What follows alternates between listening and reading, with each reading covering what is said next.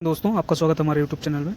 दोस्तों, ग्रामीण डाक सेवक भर्ती 2024 में जो वैकेंसी आई हैं बहुत ही अधिक मात्रा में आई हैं, जिसमें आप देख सकते हैं 44,228 पोस्ट है और इसके लिए सीधी भर्ती है। इसमें कोई ना आपको एग्ज़ाम देना है ना ही कोई पेपर है, तो इसमें सीधी भर्ती है। सिर्फ जो क्वालिफिकेशन है वो 10th पास आपकी होनी चाहिए। एज जो है 18 से 40 साल होनी चाहिए। फ़ी जो है इसकी 100 रुपये है जनरल, ओबीसी एंड ऑल के लिए। बाकी SC ST और सबके लिए कुछ भी फीस नहीं रखी गई है। इसमें सीधी भर्ती है, कोई परीक्षा आपको नहीं देनी है। तो बाकी जो आगे की चीज़ें हैं आपको फुल डिटेल जानकारी मैं दूंगा, किसमें सिलेक्शन का क्या क्राइटेरिया है और किन किन चीज़ों पे छूट है, ठीक है, और आपको क्या क्या चाहिए, बाकी की जो रिक्वायरमेंट है वो भी मैं पूरा बताऊंगा शॉर्टकट में। तो जल्दी से आइए देखते हैं। जो लोग नए हैं प्लीज़ वो चैनल को सब्सक्राइब करें, वीडियो को लाइक करें और शेयर करें। सबसे पहले अगर हम बात करें रजिस्ट्रेशन की, तो आपको जो रजिस्ट्रेशन स्टार्ट होगा वो 15 जुलाई से स्टार्ट है और 5 अगस्त उसकी लास्ट डेट है। बाद में जो करेक्शन की डेट है वो है 6 से 8 अगस्त।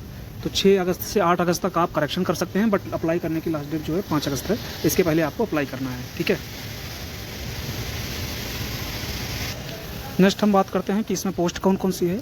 तो आप देख सकते हो ब्रांच पोस्ट मास्टर की पोस्ट है। तो जिनकी फैसिलिटी आप देखेंगे कि यहाँ पे इनको करना क्या रहेगा या क्या फैसिलिटीज़ मिलेंगी, तो आप देख सकते हैं day to day postal operations इनको ब्रांच पोस्ट ऑफिस में करना रहेगा या इंडियन पोस्ट पेमेंट बैंक में इनका जो ऑपरेशन रहेगा, काम भी रहेगा या उसी के अंतर्गत रहेगा। बाकी मार्केटिंग या प्रमोशन करना पड़ेगा इनको प्रोडक्ट और सर्विसेज की, जो भी डाकघर प्रोवाइड करता है, ठीक है। और बाकी जिसको रिपोर्टिंग होगी ये सब इसमें मेंशन है। आपको रेजिडेंस देखना है तो इसमें आप देख सकते हो कि इनको एकोमोडेशन ब्रांच पोस्ट ऑफिस के थ्रू प्रोवाइड कराया जाएगा, ठीक है, रहने के लिए। तो ये हो गई एक पोस्ट की बात। और नेक्स्ट पोस्ट की बात करें असिस्टेंट ब्रांच पोस्ट मास्टर की, तो इनका भी सब कुछ सेम है कि जो भी स्टेशनरी है, स्टैंप है, कन्वेंस है या मेल को डोर स्टेप तक पहुंचाना इनका काम है। इनको BPM को असिस्ट करना है, ठीक है।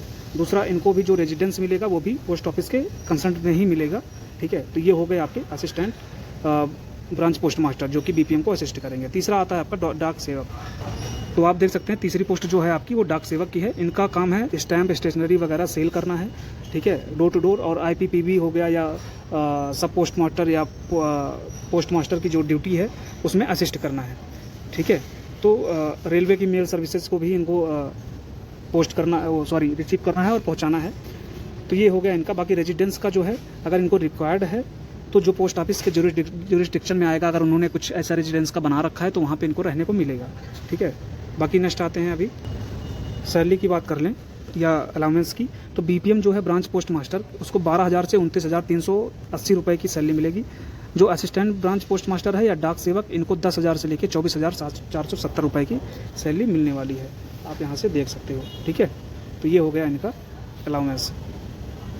आप जानते हो कि जो एज है वो 18 से 40 साल है, ठीक है, इसमें दिया हुआ। बट जो छूट है ये मैं दिखा रहा हूँ आपको कि SC ST को 5 साल की छूट है, OBC को 3 साल की छूट है, EWS में कोई रिलैक्सेशन नहीं दिया गया है, ठीक है, जनरल के बराबर ही है। पर्सन विद डिसेबिलिटीज़ PWD के जो है उनको 10 साल की छूट है।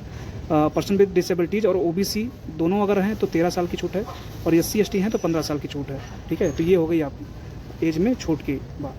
अब आते हैं नेक्स्ट,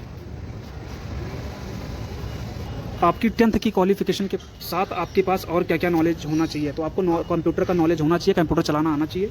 दूसरा, साइकिल चलाना आना चाहिए।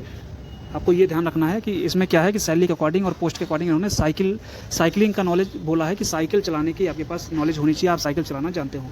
दूसरा, एडुकेट मीन्स ऑफ लाइवलीहुड। आप एक तो लोकल लैंग्वेज आपको आनी चाहिए, इसमें नेसेसरी है। दूसरा, आप जो भी आपके पास है आप वहाँ पे अपनी आजीविका ठीक से निभा सकें, इसके लिए आपके लिए पर्याप्त साधन होने चाहिए। मेन बात है कि इसमें आपको लोकल लैंग्वेज आनी चाहिए वहाँ की, साइकिल चलाना आना चाहिए, कंप्यूटर चलाना आना चाहिए। अब सिलेक्शन क्राइटेरिया क्या है ये देख लेते हैं। तो जैसे मैंने बताया कि इसमें कोई एग्ज़ाम नहीं होना है। इसमें आपको 10th की जो आपकी मार्कशीट है, जो आपके नंबर हैं उसके अकॉर्डिंग ग्रेड डिसाइड होगा। अगर ग्रेड है तो ग्रेड के अकॉर्डिंग ये नंबर दिए गए हैं, बाकी उसको मल्टीप्लिकेशन फैक्टर से मल्टीप्लाई करेंगे और जो भी आएगी वैल्यू जिसकी उसके अकॉर्डिंग सिलेक्शन होगा। तो मैक्सिमम आप ये मान के चलिए कि जो भी लास्ट वैकेंसीज हुई हैं 80% से कम कोई इसमें नहीं गया है, 80-90% के ऊपर है। अभी जो आप देख सकते हो पिछले 3-4 साल से रिजल्ट, वो सारे बच्चों का 90% के ऊपर ही है रिजल्ट। तो उसके अकॉर्डिंग आपका परसेंटेज जो है उसके ऊपर रहेगा, तभी आप इसको अप्लाई कर सकते हो। तो डायरेक्टली ये मेरिट पे है। मेरिट में अगर आपका हाई स्कूल में अच्छा नंबर है तो आप एलिजिबल हो, तभी आप एलिजिबल तो आप तब भी हो जब नहीं भी है, बट सिलेक्शन उसी के बेस पे होना है। तो ये आपको ध्यान रखना है, ठीक है। तो आपका 10th में अगर अच्छा नंबर है, अच्छा स्कोर है, तब आप इसको अप्लाई कर सकते हो। तो डायरेक्ट मेरिट के आधार पे इसमें वैकेंसी सिलेक्शन होगा। दूसरा फिजिकल वेरिफिकेशन और कम्युनिकेशन के लिए आपको marksheet, identity proof, caste certificate, PWD certificate, EWS certificate, transgender certificate, date of birth proof, medical certificate issued by competent authority in respect of knowledge of tribal या local detail. मतलब अगर आपने अपने 10th class में ले रखा है अपनी लैंग्वेज में या ठीक है, तो उसके अकॉर्डिंग आपको जो सर्टिफिकेट इशू होगा वो आपको यहाँ पे सबमिट करना है। तो ये डॉक्यूमेंट आपको सबमिट करने पड़ेंगे जब आपका फिजिकल होगा। फ़ी जैसे मैंने बताया आपको कि 100 रुपये है, ठीक है। और बाकी SC ST PWD कैंडिडेट्स के लिए कुछ भी नहीं लिया गया है, 0 रुपीज़ है। डॉक्यूमेंट के नाम पे आपको जो अपलोड करना है वो रिसेंट फोटोग्राफ अपलोड करनी है जो कि 50 KB से ज़्यादा नहीं होनी चाहिए साइज़।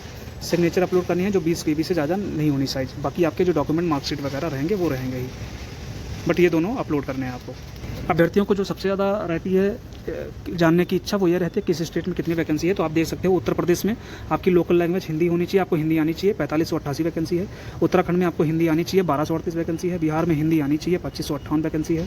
छत्तीसगढ़ में हिंदी आनी चाहिए, 1338 वैकेंसी है। दिल्ली में हिंदी आनी चाहिए आपको, 22 वैकेंसी है। राजस्थान में हिंदी मस्ट है, 2718 वैकेंसी है। हरियाणा में हिंदी मस्ट है, 241 वैकेंसी है। हिमाचल प्रदेश में हिंदी मस्ट है, 708 वैकेंसी है। जम्मू कश्मीर में हिंदी उर्दू दोनों में से कोई आनी चाहिए, 442 पोस्ट है। झारखंड में हिंदी आनी चाहिए आपको, 2104 वैकेंसी है। मध्य प्रदेश में हिंदी आनी चाहिए, 4011 वैकेंसी है। केरला में मलयालम आपको जरूर आनी चाहिए, 2433 वैकेंसी है। पंजाब में पंजाबी आनी चाहिए आपको, 383 वैकेंसी है।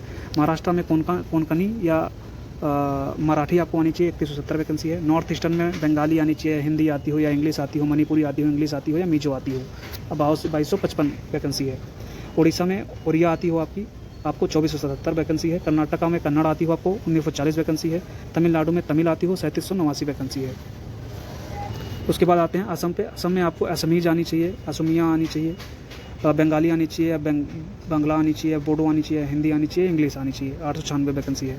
गुजरात में गुजराती आपको आनी चाहिए, 2034 वैकेंसी है। वेस्ट बंगाल में बंगाली आनी चाहिए या हिंदी आनी चाहिए, नेपाली या इंग्लिश, 2543 वैकेंसी है। आंध्र प्रदेश में तेलुगु आनी चाहिए आपको, 1355 वैकेंसी है।